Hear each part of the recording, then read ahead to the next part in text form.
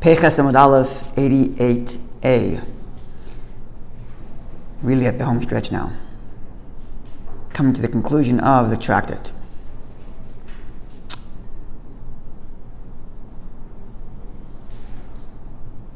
We are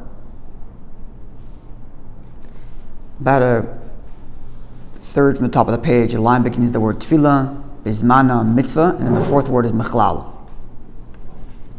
So where we are is we had a contradiction between two Mishnaic age texts which reversed the opinions of the Chachamim, of the sages, and Rabbi Yossi, in that on the question of whether or not one should go to mikveh, having seen a seminal emission anytime during Yom Kippur. And the question is there a prayer on that day of Yom Kippur that's going to follow that will warrant him going to mikveh? It's the only reason. Again, this is a institution of Ezra which has been since rescinded, but initially it was that one could not pray, learn, do anything related to holiness if one had had a seminal emission before going to mikveh. And therefore, if there is still a prayer yet to come on Yom Kippur, then there's reason to go to mikveh. If there isn't a prayer yet to come, no reason to go to mikveh. And the question became, after one prayed mincha on Yom Kippur, is there reason to go to mikveh? Well, if Ne'ilah is still coming, then there's reason to go to mikveh. So you can pray Ne'ilah without that impurity. If Ne'ilah is not coming, i.e. Ne'ilah has been done after Yom Kippur is over, then no reason to go to mikveh now. Wait till after Yom Kippur, then go to mikveh. And this dispute was played out in two different sources with the same people speaking, or seemingly, the sages and Rabbi Yossi, but each time was written a different way. And the Gemara, in trying to resolve at least Rabbi Yossi's opinion, stated that one of these two texts is referring to a time when a person already prayed Ne'ilah. The person already did Ne'ilah, and there's still time till the end of Yom Kippur. And that's why you shouldn't go to mikveh, because there's no prayer coming until after Yom Kippur. And so wait till after Yom Kippur to go to mikveh. Clear? And the question becomes then, well then why did the sages say you still should go to mikveh then? If you already prayed everything for Yom Kippur, why are you going to mikveh? Wait till after Yom Kippur is over and then go to mikveh. If it's only a question of going to mikveh after a seminal emission before doing anything that's holy. Wait till after Yom Kippur. Why do it on Yom Kippur in violation of the prohibition of washing on Yom Kippur? Clear?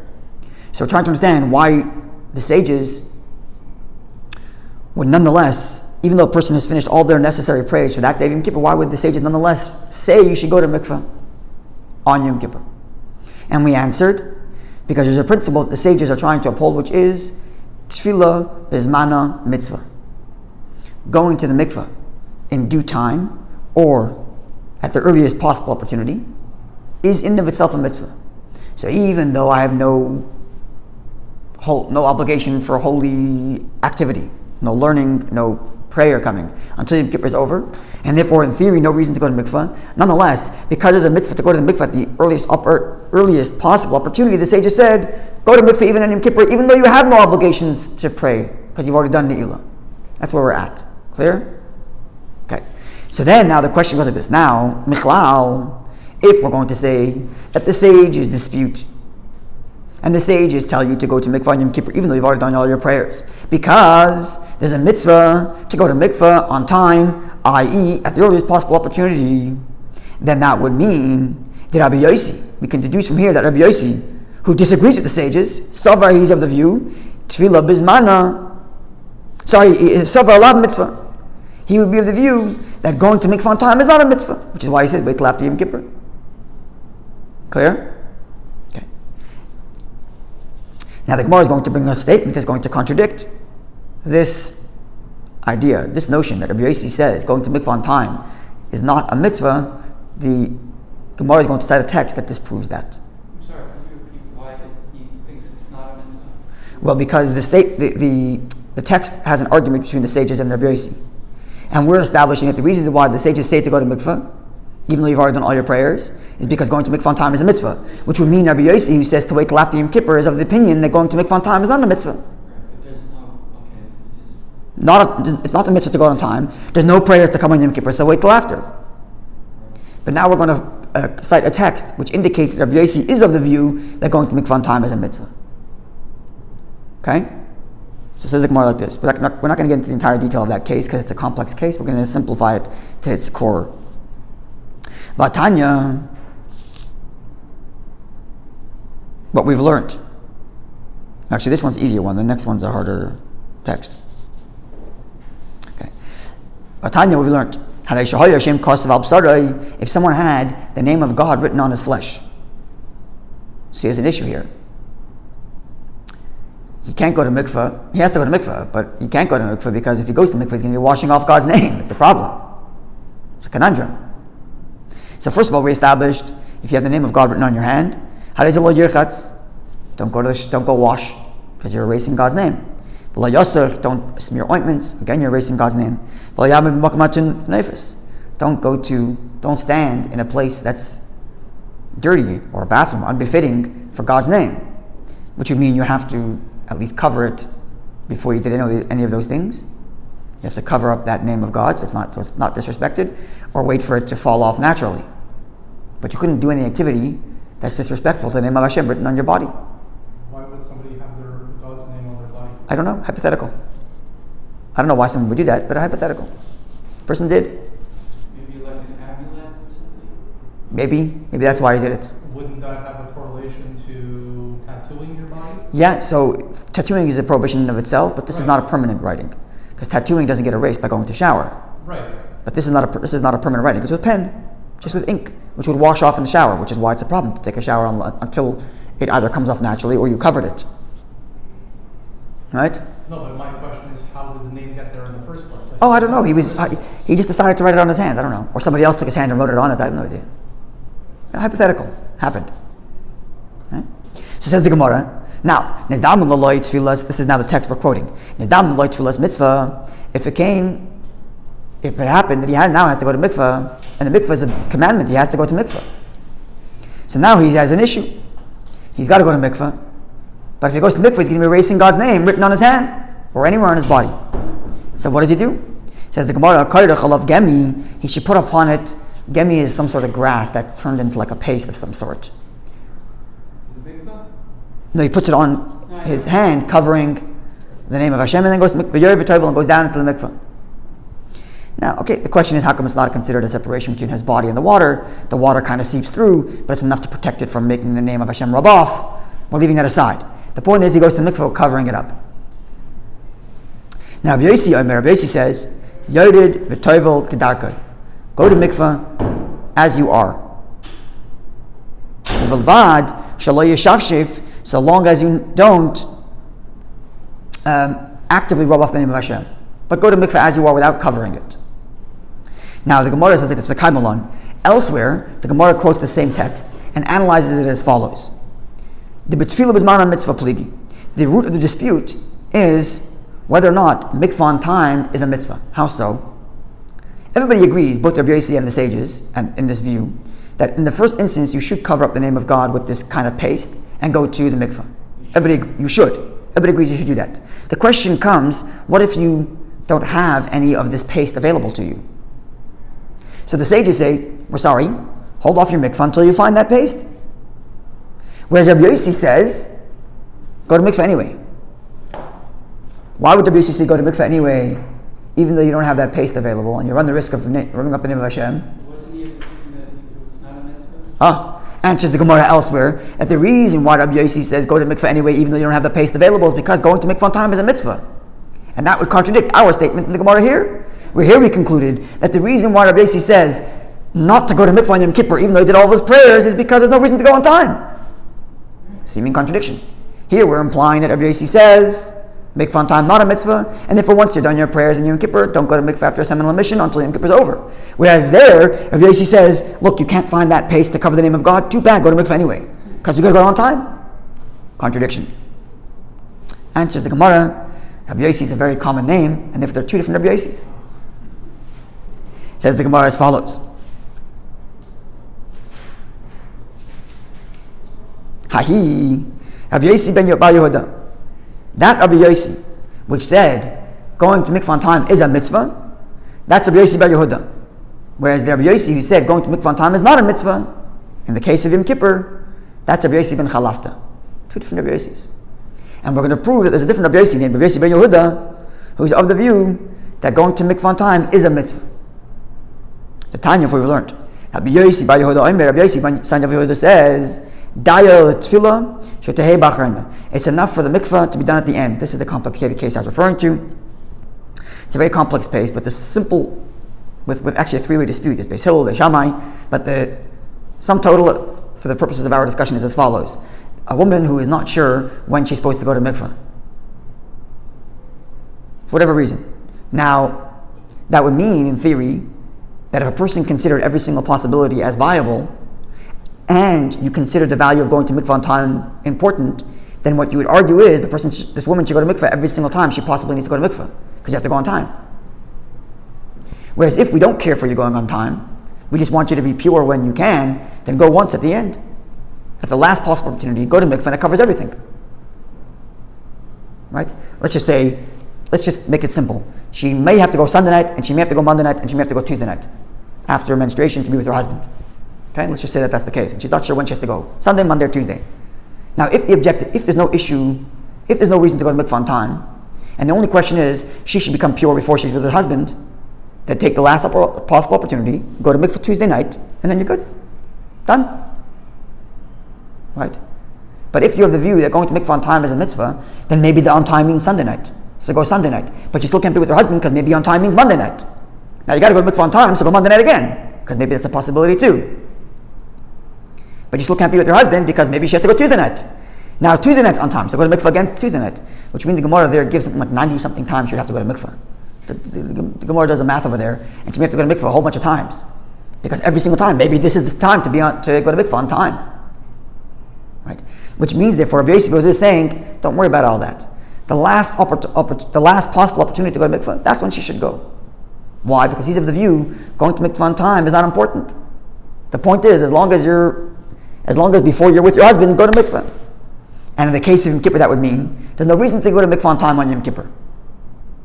So long as before your next prayer you go to mikvah, which will be after Yom Kippur, it's fine. No reason to go on time. Just like with this woman who doesn't have to go to mikvah Sunday and Monday, she only has to go Tuesday, because as long as you go to mikvah before you're with your husband.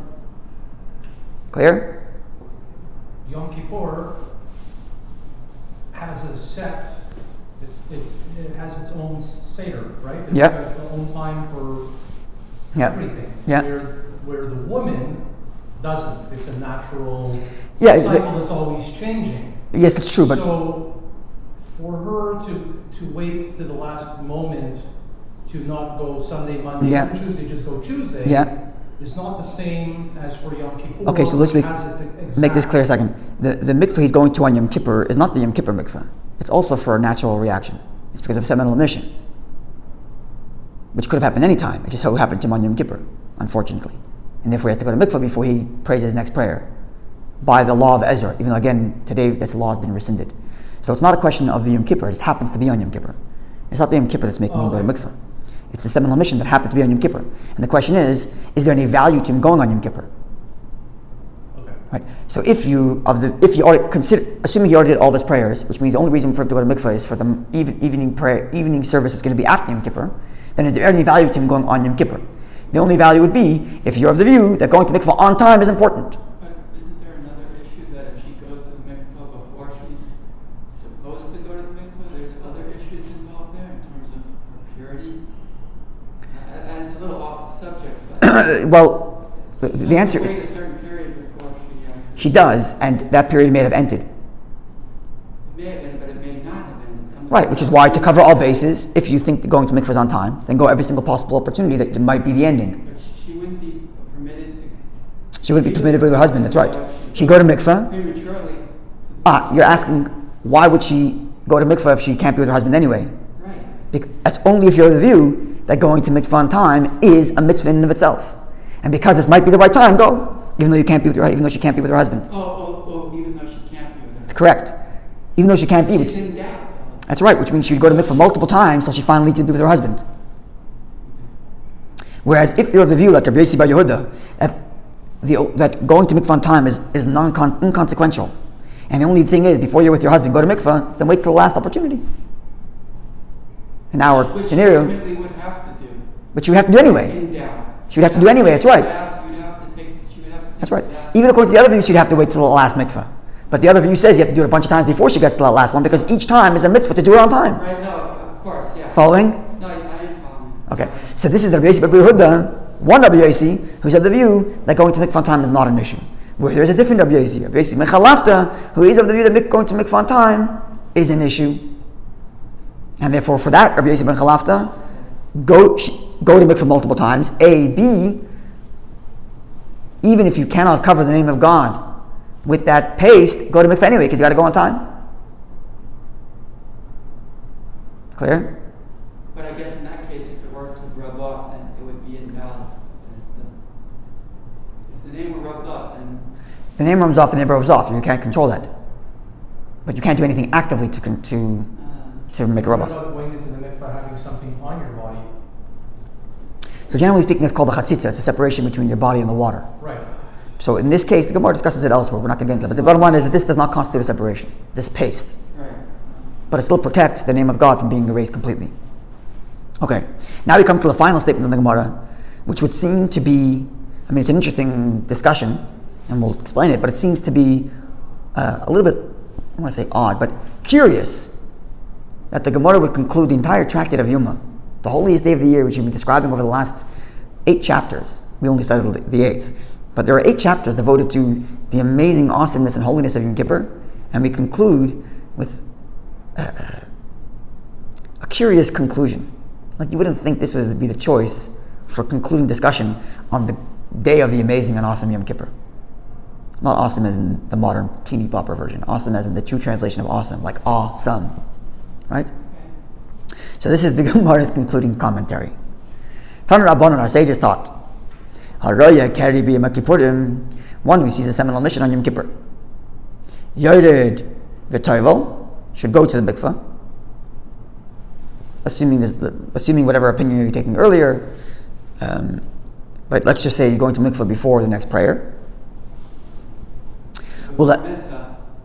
Before mincha, before shachris, before musaf, whichever prayer is coming up next. Ula erev, and in the evening, yishav shef, he should wash off. The Gemara is curious about this wash off. Ula erev, why would he wash off in the evening? He's already gone to mikveh early. Wash off, it seems like take off any separation between him and the water.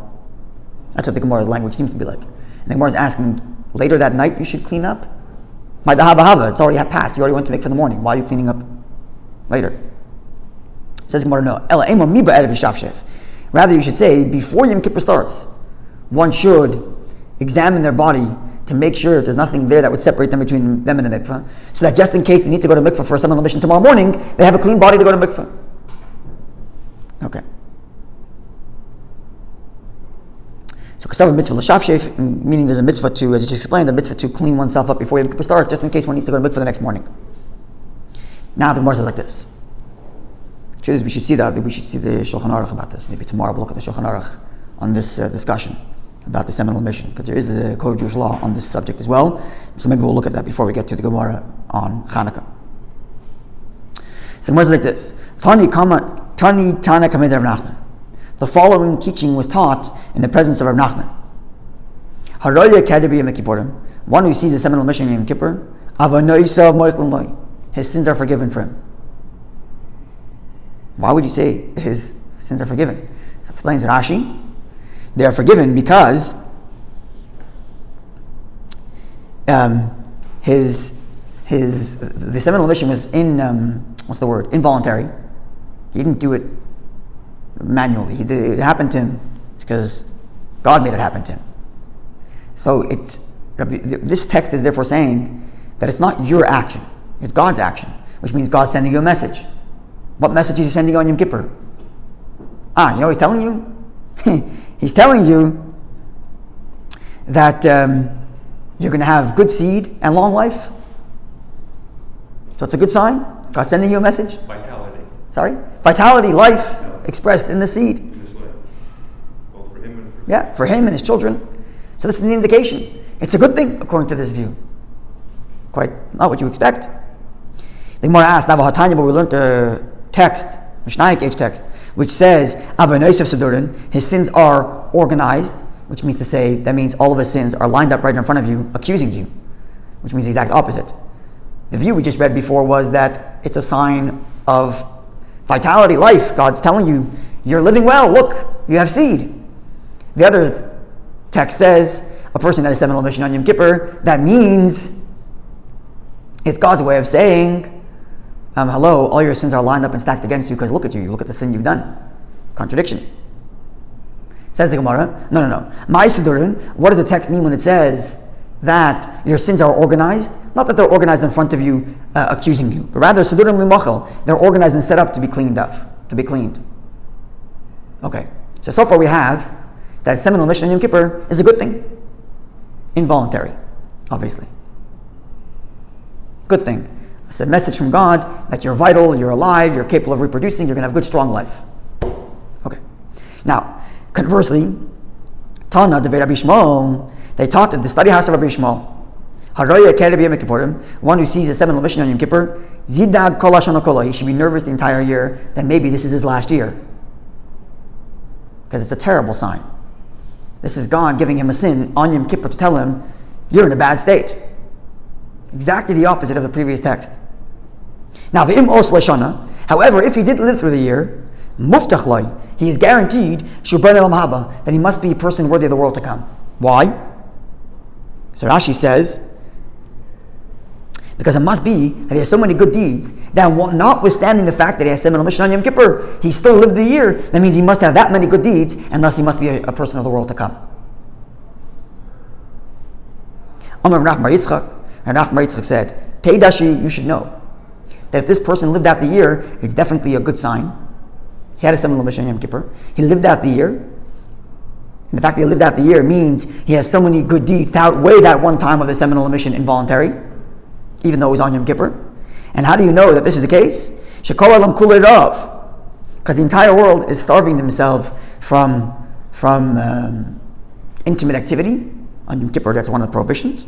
V'hui Sava, and yet he was satisfied in the intimacy level because he had a seminal mission, involuntary, but he had a seminal mission nonetheless.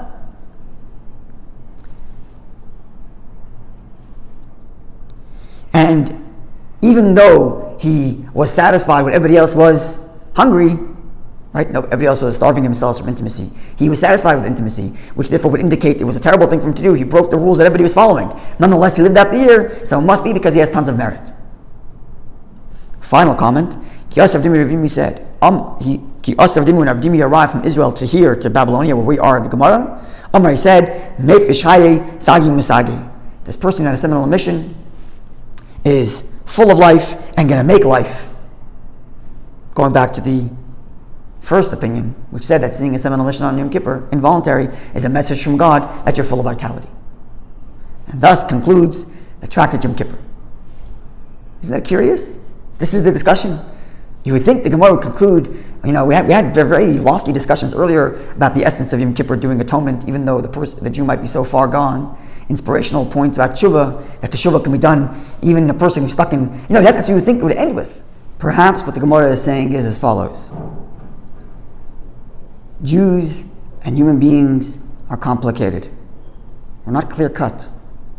Don't think that because you arrived at Yom Kippur and you've reached at this high, lofty spiritual level, that all of a sudden you've been transformed into some perfect human being with no side issues and never going to have a problem again in your life. It's just not true. You're still capable of a seminal mission. You're still capable of most human base instincts. Furthermore, it's not as if you can clearly, cutly, and neatly say, this no good, this is good. Just to give a little bit Hasidic language for a second. Right, in Tanya we talk about the two souls, the animal soul and the godly soul. The animal soul is responsible for my biological, basic human existence, which is self-centered, and the godly soul is responsible for my desires for truth, my desire for connection with God, and altruism. Now, it's not as if these two are neatly packaged in two separate parts of my experience. The language Alter uses is mislabish, which means the godly soul encloses itself in the animal soul. That is to say, even your godly experiences are only experienced through your animal soul. How do I know that? Because your human physical brain is what's thinking Torah. Your human physical brain is operated by your human physical soul, i.e. animal soul. It's your godly soul working its way through the animal soul to communicate to you. Which means even when you have a terrible experience, the most animalistic, ungodly experience, your godly soul is still buried in there somewhere. And even when you have the most godly experience, the animal soul is also still active there. Because they both exist all the time within each other. And if we're even on Yom Kippur, there's the possibility of a biological reaction. And even the biological reaction itself doesn't necessarily mean it's totally terrible. It could come from a good place. Right? It's like after all the lofty levels described about Yom Kippur, one might leave with the impression of thinking that this is way beyond me. I'm so far gone from this, I can't even deal with this. It's not for me. So it comes the concluding line in saying, Yom Kippur, we're talking to people who even have 7 omissions on Yom Kippur. Even to that person, Yom Kippur applies. And it could be it's good, it could be it's no good. It's not so simple. It's not so black and white. All good, all no good. You're Yom Kippur, now you're gone from everything else and you're a whole new person and no longer you're going to have any of your base urges. Or I'm stuck in my base urges, I'm not connected to anything spiritual.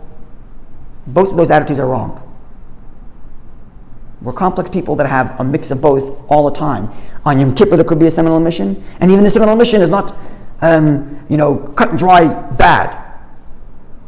It could be it's a sign from God of life, A. B, even if it isn't a sign from God from life, the fact that you're living out the year means you have a whole bunch of other things that are good. So it's not as if, don't write yourself off as if you're all bad, and don't write yourself off as in, I'm all good. We're a mix of both.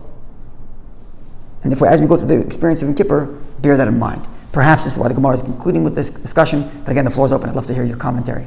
Yeah? Isn't it always a sign from God?